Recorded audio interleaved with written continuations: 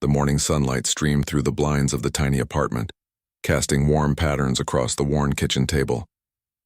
Maria Hernandez sipped her coffee and watched the clock with growing anxiety. Her daughter Elena was still getting ready, and they were running late. This wasn't how today was supposed to go. "Elena, hurry up, sweetie. We need to leave in 5 minutes," Maria called, trying to keep the stress out of her voice. "Coming, Mom," Elena's voice echoed from the bathroom. Maria sighed and rubbed her temples.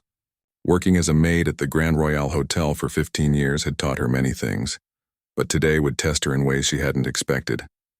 The phone call had come just an hour earlier. Elena's school was closed due to a burst water pipe. No classes for the day, and Maria had no one to watch her 12-year-old daughter.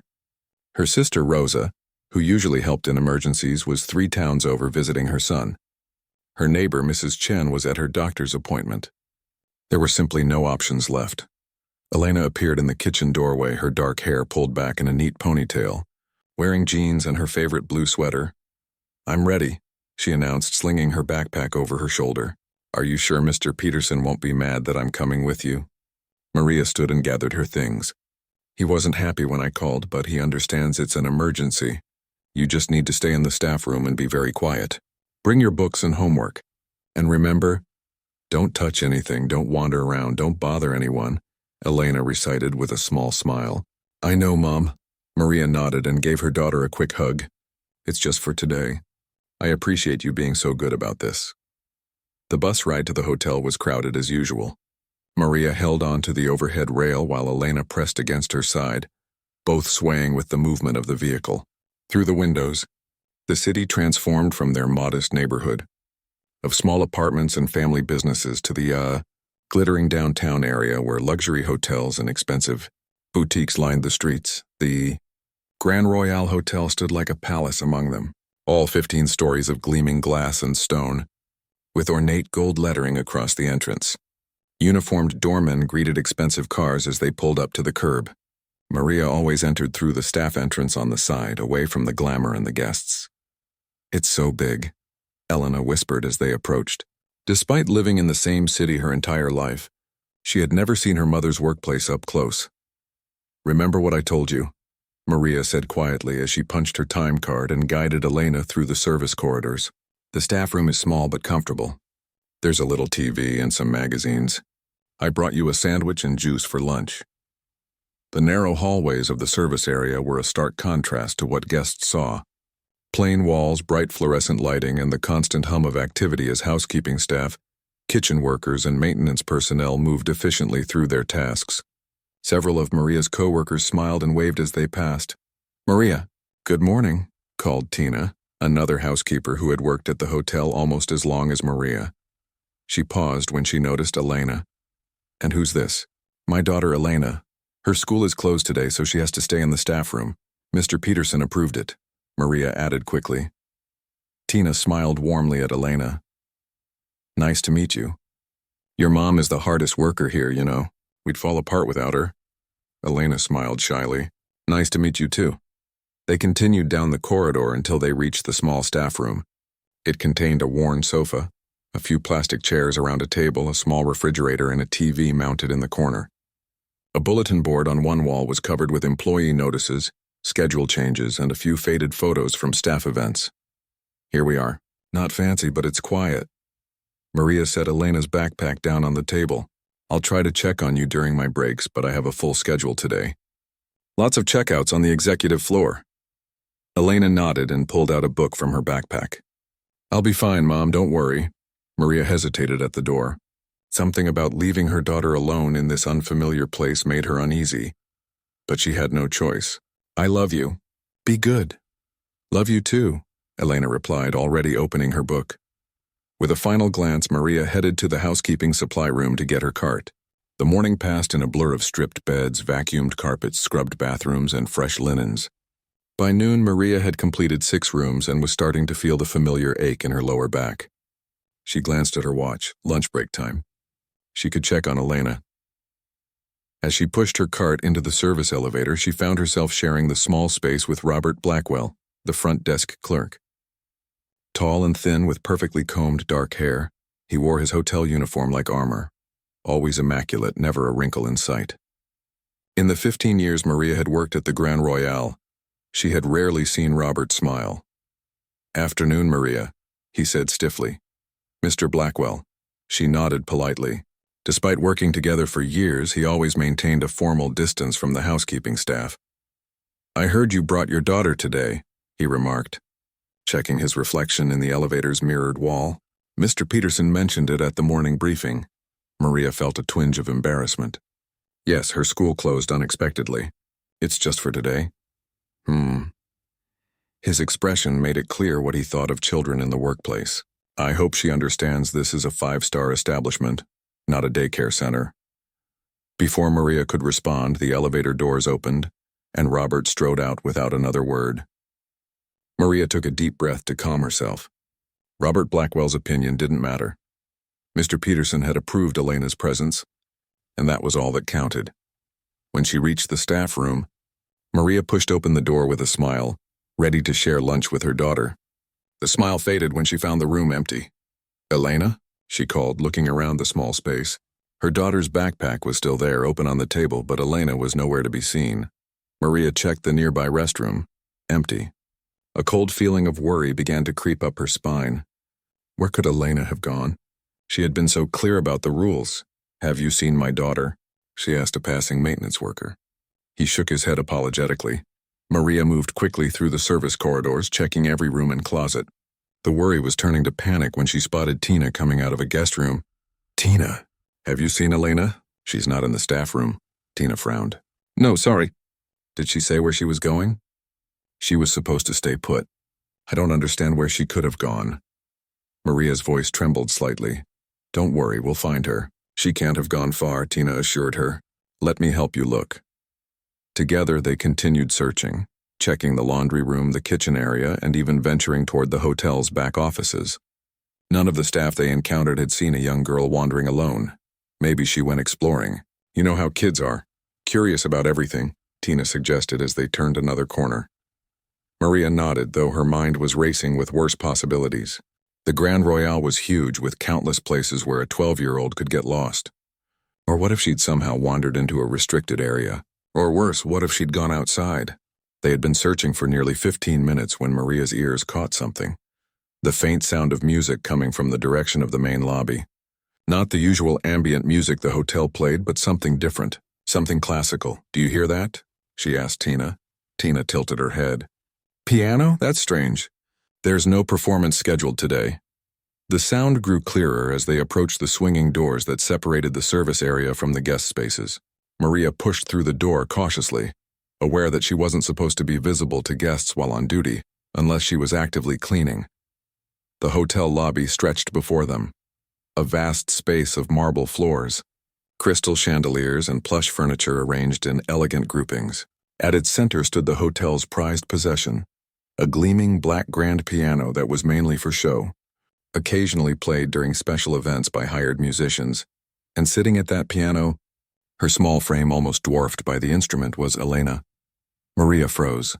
Her daughter's fingers were moving confidently across the keys, playing a complex melody that filled the lobby. A small group of guests had already gathered nearby, watching with surprised expressions as the child in everyday clothes produced such beautiful music. "I didn't know she could play," Tina whispered in awe. "Neither did I," Maria replied, equally stunned. Elena had taken a few basic piano lessons at a community center years ago, but nothing that would explain this level of skill. How had she been hiding this talent? And more urgently, how much trouble were they both about to be in? As if on cue, Maria spotted Robert Blackwell emerging from behind the front desk, his face darkening with anger as he spotted the unauthorized performer at the hotel's expensive piano. He began striding across the lobby, heading straight for Elena. Maria's heart sank. This was about to get very bad, very quickly. Robert Blackwell's polished shoes clicked sharply against the marble floor as he crossed the lobby. His jaw was clenched tight, and a vein pulsed visibly at his temple. In his 15 years working at the Grand Royale, he had never allowed anyone to disrupt the hotel's elegant atmosphere, certainly not the child of a maid. Maria rushed forward, desperate to reach her daughter before Robert did, but the distance was too great. She weaved between guests and furniture, her heart pounding. From the corner of her eye, she saw Tina hurrying toward Mr. Peterson's office. At least someone was getting backup. Elena remained lost in the music, unaware of the approaching storm. Her small hands moved gracefully across the keys, producing a melody so beautiful that several guests had stopped to listen, phones raised to capture the unexpected performance. "What do you think you're doing?" Robert's voice cracked across the lobby like thunder. He reached the piano and slammed his palm down on the gleaming black lid. Elena's fingers froze mid-note. She looked up, startled, her eyes widening at the sight of the angry man looming over her. "This is not a playground," Robert continued, his voice rising with each word. "That piano is worth more than your mother makes in 5 years." Several nearby guests exchanged uncomfortable glances. An older couple seated in the lounge area stood up, frowning at Robert's outburst. I'm sorry," Elena stammered, shrinking back on the bench. "I just wanted... Do you have any idea how much damage untrained hands can do to an instrument like this?" Robert grabbed her arm, pulling her off the bench. "Who told you that you could touch hotel property?" Maria finally broke through the small crowd that had gathered. "Take your hand off my daughter," she said, her voice quiet but firm. Robert turned, his eyes widening slightly when he saw Maria. He didn't release Elena's arm. "Your daughter has no business touching this piano. You know the rules, Maria. No family in the guest areas. Let her go, Mr. Blackwell." Maria stepped closer. "Now." Something in her tone made Robert drop Elena's arm. The girl immediately moved to her mother's side, looking close to tears. "I specifically told you to keep her in the staff room," Robert continued, straightening his tie as if to regain his composure. "This is completely unprofessional. Mr. Peterson will hear about this immediately." "I'm sorry, Mom," Elena whispered, her voice barely audible. "I just wanted to see the piano. Then I thought I'd play just one song." "It's okay, honey," Maria said, putting an arm around her daughter's shoulders. She faced Robert again. "We're going back to the staff area now." "You've made your point," Robert wasn't finished. "Do you understand what could have happened? This piano is an antique Steinway concert grand. It's insured for over $500,000. If anything had happened to it, but nothing did happen to it." A deep voice interrupted from behind them. The crowd parted as an elderly man approached the piano. He walked with a slight stoop, leaning on a polished wooden cane, but there was nothing frail about his presence. Dressed in an impeccably tailored gray suit, with silver hair and piercing blue eyes, he carried himself with unmistakable authority. "In fact," the man continued, "I would say the piano hasn't sounded that good in quite some time." Robert's face flushed red. "Mr. Dvorak, I didn't realize you had checked in already. Please accept my apologies for this disruption." The man, apparently Mr. Dvorak, ignored Robert completely, focusing instead on Elena. "Young lady, where did you learn to play Chopin's Revolutionary Etude?" Elena blinked, looking surprised at being addressed so directly. I taught myself, sir. I watch videos online and practice on the keyboard at the community center." A murmur rippled through the gathered crowd. The old man's eyebrows rose. "You taught yourself to play Chopin? Without proper lessons?" Elena nodded timidly. "Our apartment is too small for a real piano. I practice whenever I can." Mr. Dvorak turned to Robert. "Who is this child?" Before Robert could answer, Maria stepped forward. "She's my daughter, sir. I'm Maria Hernandez. I work in housekeeping. Elena was only supposed to be in the staff room today because her school is closed, but she wandered out. I apologize for any disturbance." "Disturbance?" Mr. Dvorak chuckled, the sound warm and genuine. "My dear woman, your daughter has just provided the most interesting moment I've experienced in this hotel in years." He turned back to Elena. "Would you play something else for me, young lady?" Robert sputtered. "Mr. Dvorak, sir, I don't think that's appropriate. Hotel policy clearly states..." "I'm quite familiar with hotel policies, Mr. Blackwell." Dvorak cut in, his voice suddenly cool. "But I'm even more familiar with exceptional talent when I hear it. And I would very much like to hear more." The lobby had grown utterly silent. Every eye was on the strange tableau. The angry hotel clerk, the nervous maid, the intimidated young girl, and the commanding elderly gentleman. Maria gently squeezed Elena's shoulder. "It's okay," she whispered. Elena glanced up at her mother, then at Mr. Dvorak, and finally at the gleaming piano. Slowly, she returned to the bench and sat down. Her fingers hovered over the keys for a moment as she took a deep breath. Then she began to play. This time it was a different piece, slower, more delicate, filled with emotion. The notes seemed to float through the lobby, drawing everyone into their spell. Several people had taken seats, settling in as if for a concert. Hotel staff paused in their duties, listening from the edges of the room. Mr. Peterson, the hotel manager, had arrived with Tina and now stood frozen, his reprimand forgotten as he watched the scene unfold. Robert remained rooted in place, his expression a mixture of confusion and disbelief. Mr. Dvorak closed his eyes, swaying slightly with the music. When Elena finished, he was the first to applaud, joined quickly by the rest of the onlookers. "Nocturne in E-flat major," Mr. Dvorak said, his eyes twinkling. "Chopin again. You have excellent taste, my dear." Elena smiled shyly, the fear leaving her face for the first time. "Thank you, sir. I don't believe we've been properly introduced." He extended his hand to her. "I am Anton Dvorak," Maria gasped softly. Even she recognized that name, one of the most famous classical pianists in the world scheduled to perform at the hotel's charity gala that evening. Elena's eyes widened. "The real Anton Dvorak? I have your recordings on my playlist. Your interpretation of Liszt's Hungarian Rhapsodies is amazing." Dvorak laughed, genuinely delighted. "I'm pleased to meet such a knowledgeable fan, and one with such natural talent." He turned to Maria. "Mrs. Hernandez, your daughter has an extraordinary gift." "Thank you, sir," Maria replied, still trying to process what was happening. "But I'm not sure what—" "Mr. Peterson," Dvorak called to the manager, who quickly stepped forward. "I'd like to make a suggestion." "Of course, Maestro Dvorak. Anything at all." The manager's tone was eager to please. "Move some chairs around this piano. I'd like to give an impromptu masterclass if the young lady is willing." He looked at Elena, whose face lit up with excitement. "Really? You'd teach me?" "It would be my pleasure," Dvorak replied. Then he turned to Robert, who stood stiff and uncomfortable nearby. "Mr. Blackwell, perhaps you could arrange for some refreshments for our audience? I think this might take a while." Robert's mouth opened and closed wordlessly before he managed a tight, "Right away, sir." As Robert retreated toward the bar area, Mr. Peterson turned to Maria. "Mrs. Hernandez, I believe you're still on shift. Under the circumstances, however," Dvorak interrupted smoothly, "I insist that Mrs. Hernandez be allowed to stay. No mother should miss witnessing her child's first masterclass with a professional." Mr. Peterson nodded immediately. "Of course, Maestro. I'll have someone cover her remaining rooms." Tina stepped forward. "I can handle it, Mr. Peterson." Maria gave her friend a grateful look as hotel staff began arranging chairs in a semicircle around the piano. Guests were taking seats, chatting excitedly. Word was spreading quickly throughout the hotel about the unexpected event taking place in the lobby. As Elena and Maestro Dvorak discussed fingering techniques for difficult passages, Maria found herself guided to a seat in the front row. She couldn't quite believe what was happening.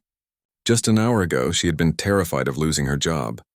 Now her daughter was receiving personal instruction from one of the world's greatest pianists, in front of an appreciative audience. From across the lobby, she caught Robert Blackwell watching the scene, his expression unreadable as he directed staff carrying trays of water and small pastries for the impromptu audience.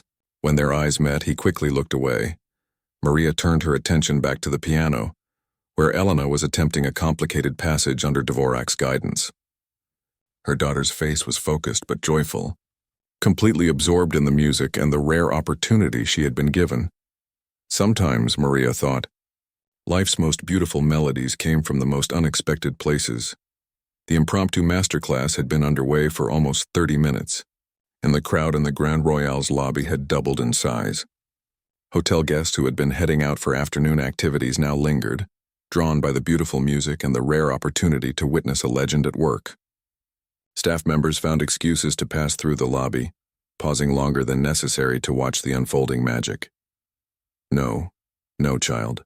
Feel the rhythm here," Maestro Dvorak said, tapping his cane gently on the marble floor. "This passage isn't just about the notes, it's about the spaces between them." "Try again." Elena nodded, her face serious with concentration. She repositioned her hands and began the difficult section once more. This time she slowed slightly at the transition point Dvorak had indicated, allowing the melody to breathe. The maestro's face lit up. "Yes, there it is. You hear the difference? It sounds fuller somehow, Elena said, looking up with wonder. Exactly. Dvorak smiled, his eyes crinkling at the corners. Music is more than just hitting the right keys at the right time. It's about giving life to the composer's intentions. Chopin wasn't just writing notes on a page, he was capturing emotions. From her seat in the front row, Maria watched with a mixture of pride and astonishment. Where had Elena learned all this? How had she hidden such talent from her own mother? They shared everything, or at least Maria had thought they did. The crowd applauded as Elena completed the passage perfectly on her third attempt. Among the onlookers, Maria spotted Mr. Peterson speaking quietly into his phone, gesturing excitedly. Nearby, several guests were recording videos on their phones.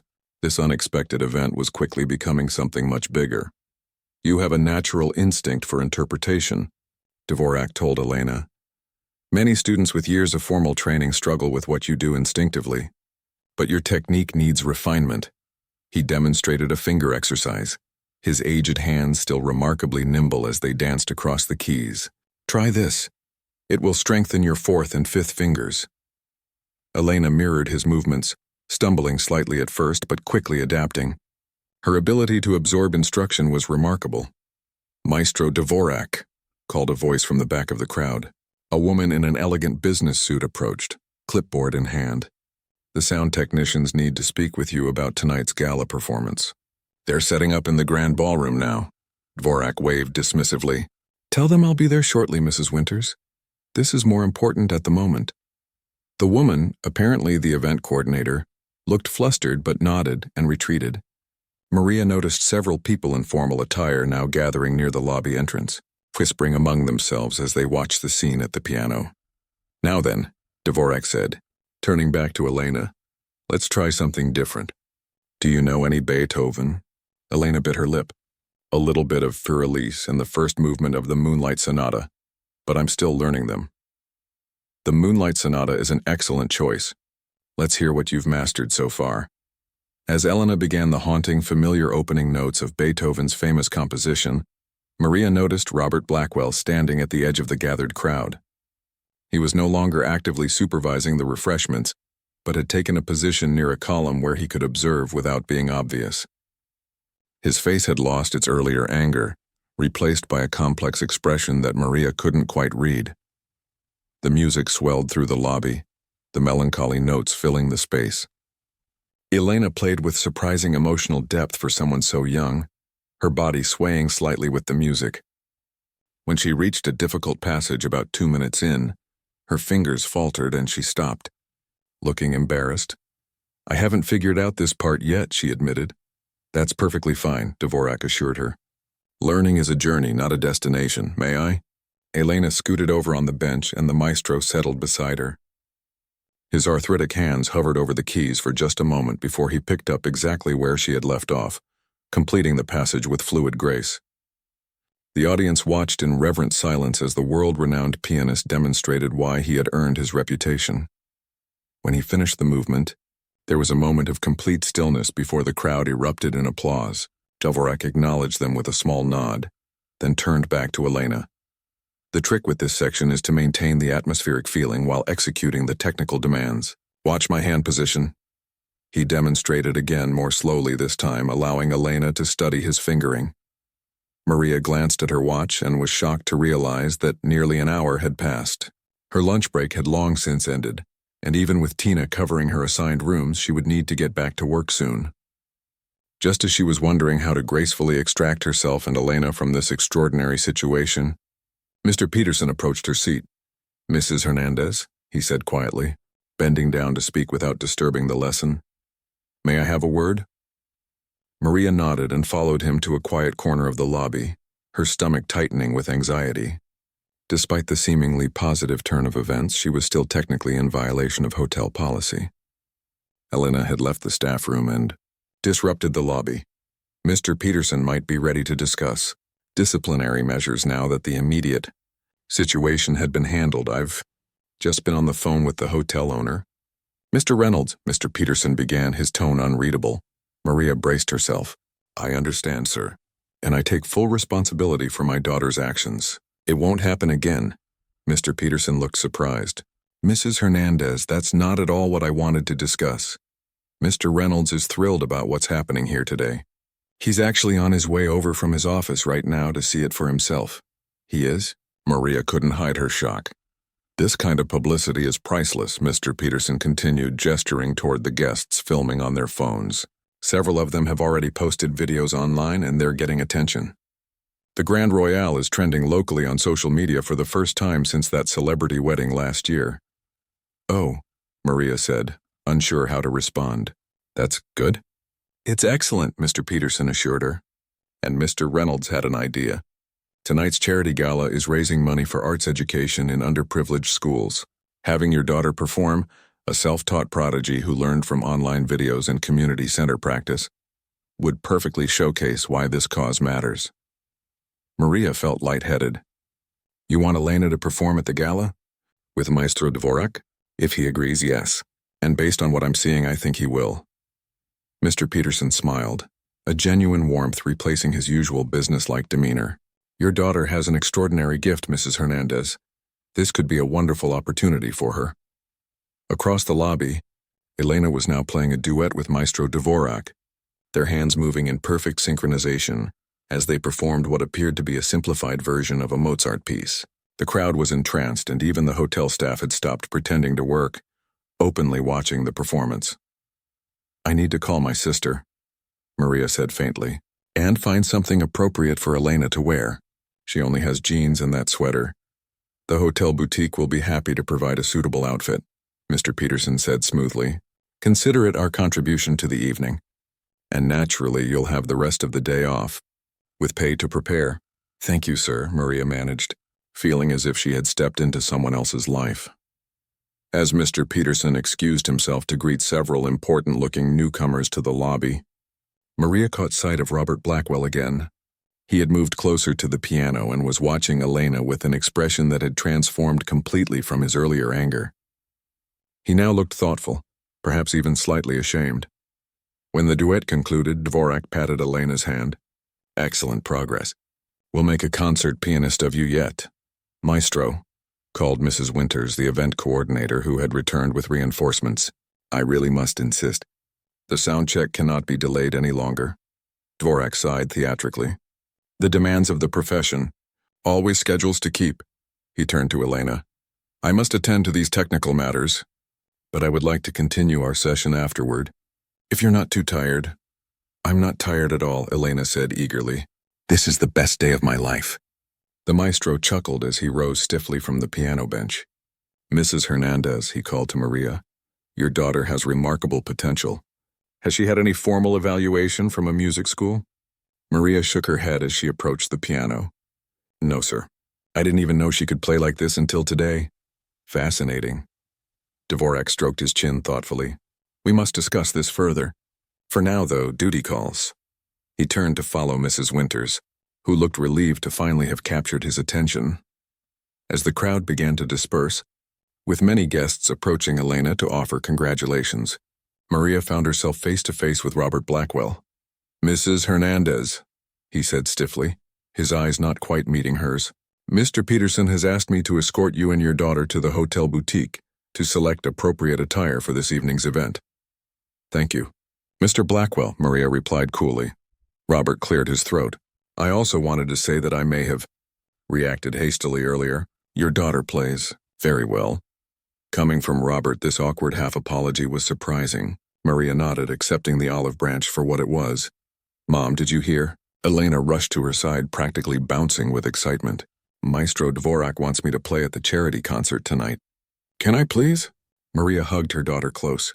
Yes, honey. It seems you're going to make your concert debut at the Grand Royale Hotel. Over Elena's shoulder, Maria caught Robert watching them, a complicated mix of emotions crossing his face. For the first time since she'd known him, Robert Blackwell looked like he might be questioning some of his long-held assumptions. The Grand Royale Hotel's exclusive boutique was nothing like any store Maria had ever entered. Crystal chandeliers hung from the ceiling, casting warm light over glass display cases filled with jewelry that cost more than her yearly salary. Mannequins wore designer clothes with small, discreet price tags that made her eyes widen when she glimpsed the numbers. Mom, look at this! Elena called from across the boutique, where she stood before a display of formal dresses. It's so pretty.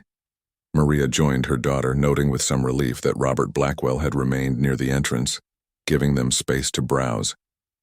The dress that had caught Elena's attention was a simple but elegant blue gown, with subtle silver embroidery around the neckline. It matches your eyes, Maria said softly.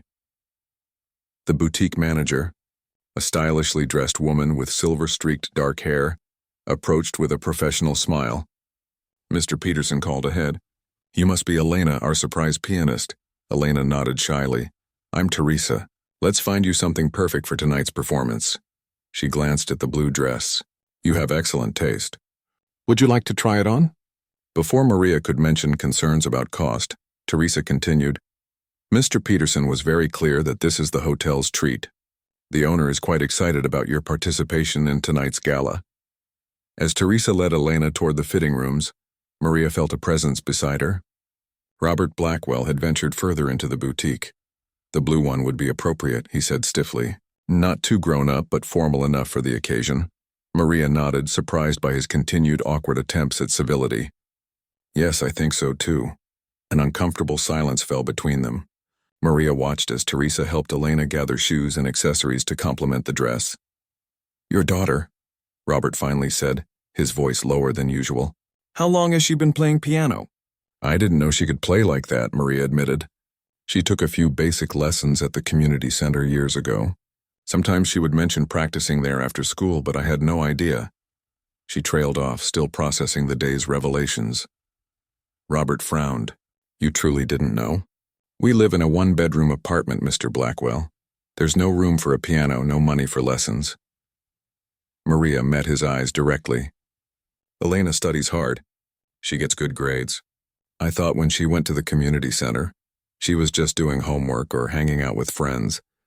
I never imagined she was teaching herself to play Chopin. Something in Robert's expression shifted. For a brief moment, his carefully maintained facade seemed to crack, revealing a flicker of what might have been understanding. Before he could respond, a squeal of delight came from the fitting room area. Elena emerged wearing the blue dress, which fit her perfectly. The simple design transformed her from a schoolgirl to a young performer, highlighting her natural grace without making her look older than her 12 years. Oh, honey, Maria breathed. You look beautiful. Elena twirled, the skirt of the dress fanning out around her. It feels like a dream, like I'm Cinderella or something. You'll need proper performance shoes, Teresa said, presenting a pair of low-heeled silver shoes. And perhaps a simple pendant? As Elena tried on various accessories, Maria's phone rang. She checked the caller ID, her sister Rosa. I need to take this, she told Teresa. It's my sister. Of course, Teresa replied. We'll keep helping Elena put together her look. Maria stepped away, answering the call. Rosa, you won't believe what's happening. Maria, I just saw a video of Elena playing piano at your hotel. It's all over social media. When did she learn to play like that? Rosa's voice was filled with excitement and confusion. I don't know, Maria replied, lowering her voice. But now she's performing at the charity gala tonight with Maestro Anton Dvorak, the famous pianist. Dios mío. Are you serious? I'm coming. I'll drive back right now. But you're 3 hours away.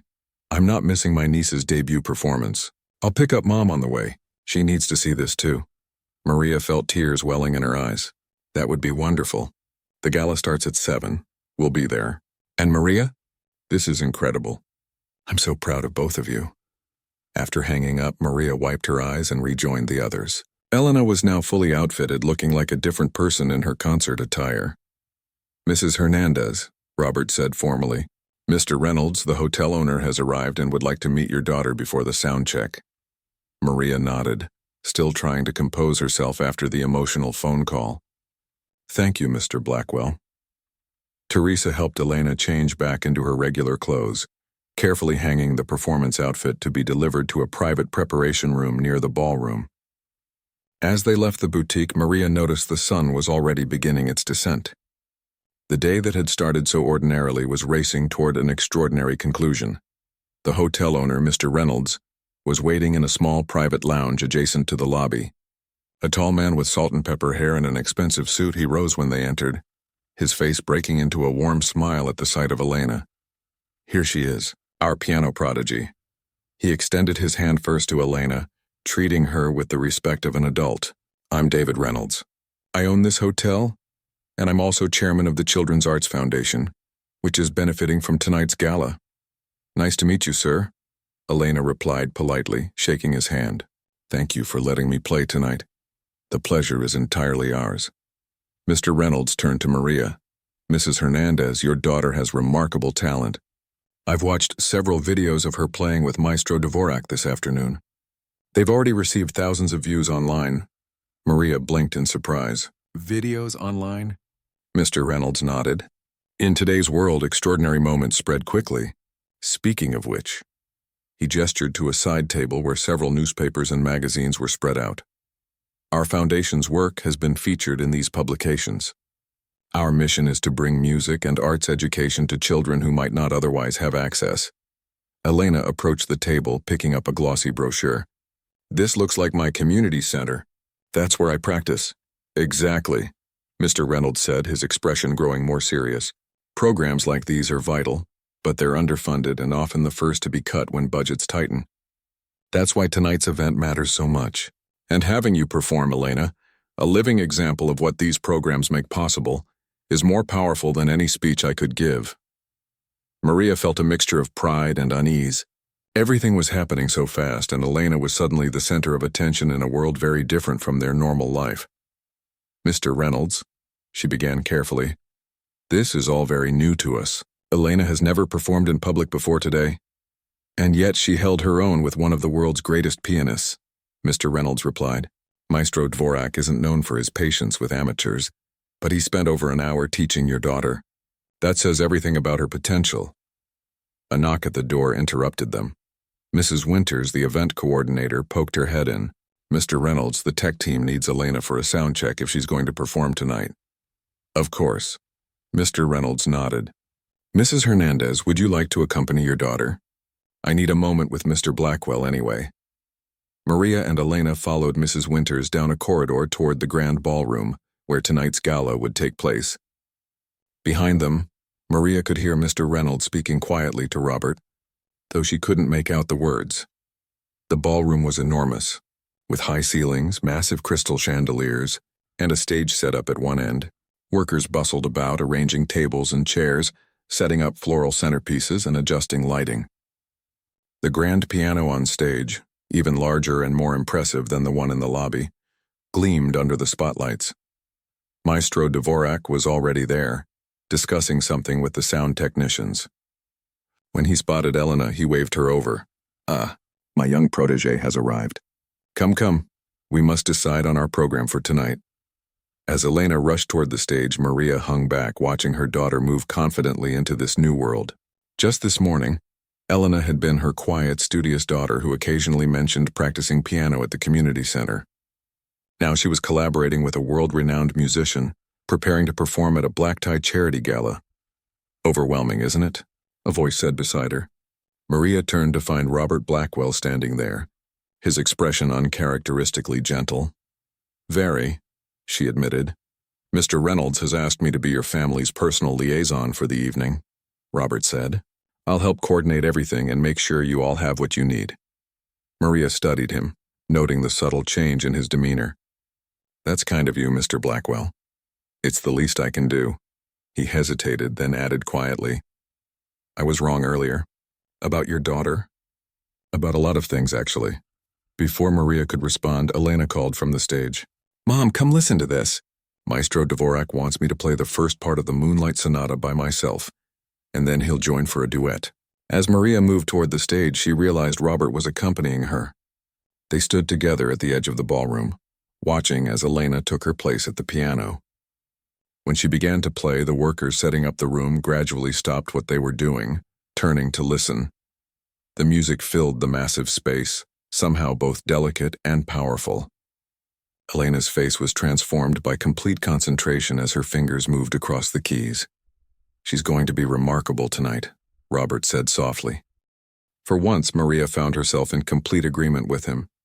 The grand ballroom of the Grand Royal Hotel had been transformed for the evening's charity gala. Hundreds of candles and tiny white lights created a magical atmosphere, their glow reflecting off the polished surfaces of fine china and crystal. Round tables draped in white linen filled the space, each one adorned with elaborate floral centerpieces.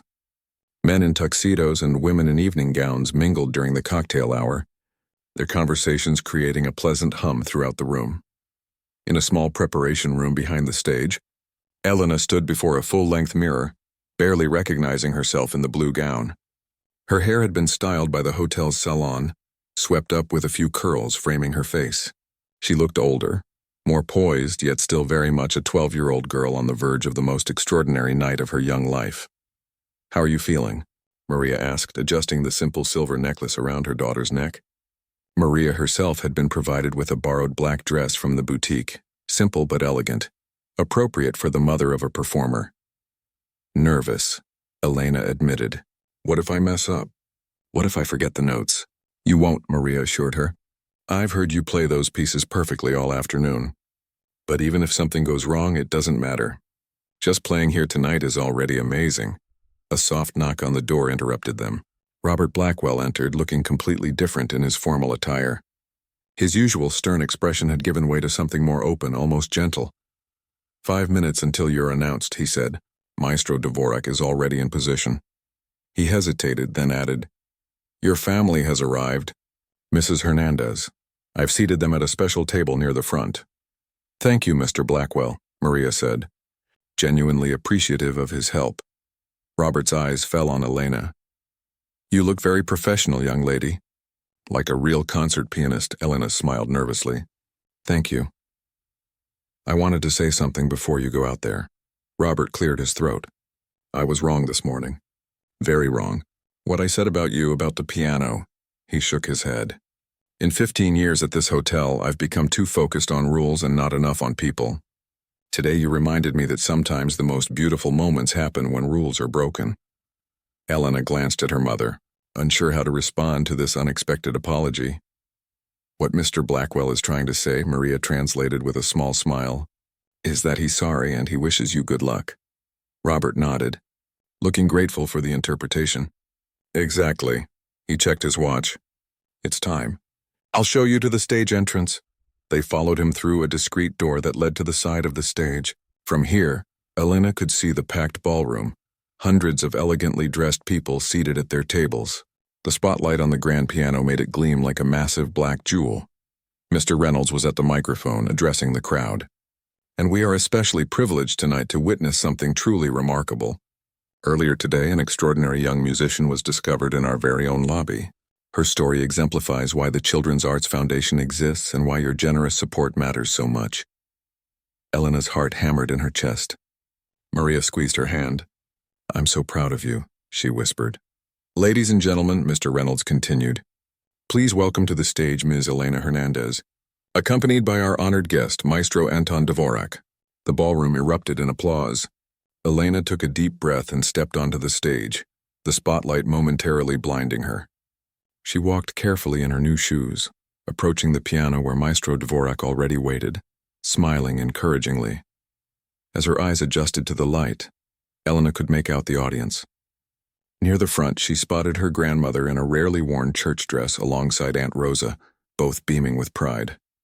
Several tables away sat Tina from housekeeping with other hotel staff members who had gotten permission to attend. And at another table, she recognized the elderly couple who had been in the lobby during her confrontation with Robert this morning, now smiling and applauding. Warmly, Elena took her seat at the piano as Maestro Dvorak addressed the audience. "Tonight I have the honor of introducing a remarkable young talent. With less than 8 hours of preparation and no formal training beyond community center resources, Elena will perform Beethoven's Moonlight Sonata First Movement, followed by a duet arrangement we have prepared together." He stepped back, leaving Elena alone in the spotlight. The ballroom fell silent. Hundreds of eyes watched her. For a terrifying moment, Elena's mind went blank. Then she remembered what Maestro Dvorak had told her during their practice. "Don't think about the audience. Think about the story you're telling through the music." She placed her hands on the keys and began to play. The opening notes of the Moonlight Sonata floated through the ballroom. Delicate, haunting, filled with emotion, Elena's initial nervousness melted away as she lost herself in the music, just as she had done hundreds of times at the community center when no one was watching. Her fingers moved with growing confidence, bringing Beethoven's timeless composition to life. From the side of the stage, Maria watched through tears of pride as her daughter transported a room full of wealthy strangers to a place of beauty, through sheer talent and determination.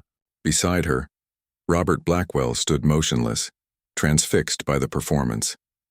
When the final notes of the sonata faded, there was a moment of complete silence before the ballroom exploded into applause. Elena looked up, startled by the enthusiastic response.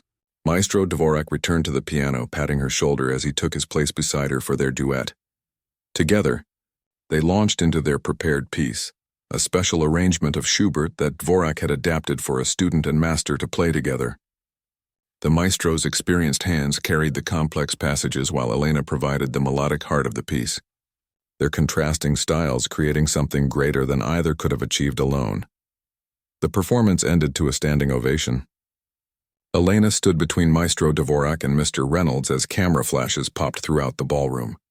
The hotel owner returned to the microphone, capitalizing on the emotional moment. "This is why we're here tonight, ladies and gentlemen, to ensure that young people like Elena have access to music education, regardless of their circumstances. I'm pleased to announce that the Grand Royale Hotel is establishing an annual scholarship in Elena's name, providing one talented young musician with formal training and mentorship." More applause followed this announcement. Elena, overwhelmed by it all, searched the crowd for her mother's face. Maria had moved to join her family at their table, embracing her own mother who was wiping away tears of joy. As the formal program continued and dinner was served, Elena found herself seated at a special table with Maestro Dvorak, Mr. Reynolds, and several important-looking people who asked her questions about her music and her dreams for the future. Though still somewhat shy, she answered with growing confidence, encouraged by the genuine interest they showed. Later in the evening, as guests mingled and a small orchestra provided background music, Elena finally had a chance to reunite with her family. Her grandmother hugged her tightly, murmuring prayers of gratitude and blessing in Spanish. Aunt Rosa couldn't stop taking photos with her phone, declaring that the entire neighborhood needed to see Elena's triumph. "Ms. Hernandez," a voice interrupted their family moment. They turned to find a distinguished woman in a tailored suit standing nearby. "I'm Dr. Rivera, Dean of the Children's Conservatory. I was deeply moved by your performance tonight. With your mother's permission, I'd like to discuss the possibility of an audition for our scholarship program." Maria looked stunned. "The conservatory? But that's the premier music school for gifted children in the state, yes." Dr. Rivera smiled. "Based on what I heard tonight, Elena has the raw talent we look for. With proper training, there's no telling how far she might go." As they exchanged contact information and made plans to meet the following week, Maria noticed Robert Blackwell approaching with 2 flutes of sparkling cider on a small tray. "I thought the young performer might be thirsty after her debut," he said, offering one to Elena and the other to Maria. "Thank you, Mr. Blackwell," Elena said, sipping the sweet, bubbly drink. Robert shifted uncomfortably, then said, "I've spoken with Mr. Peterson. There's a piano in the small event room on the 3rd floor that isn't used very often. If you'd like to come practice sometimes after school when your mother is working, that could be arranged." Maria looked at him in surprise. "That's very generous. It seems like the right thing to do," Robert replied simply. As the evening began to wind down, Elena found herself back on the stage with Maestro Dvorak. The famous pianist was writing something in a small notebook, which he tore out and handed to her. "These are the names of pieces you should study next, and exercises to strengthen your technique," he explained. "I've also included my private email. Send me recordings of your progress every few weeks." Elena clutched the paper as if it were made of gold. "Thank you, Maestro, for everything. You have a gift," he told her seriously. "But gifts must be nurtured with hard work and discipline. Do you understand?" She nodded solemnly. "I promise to practice every day. Then I expect to see your name on concert programs someday." He smiled and patted her shoulder before moving away to speak.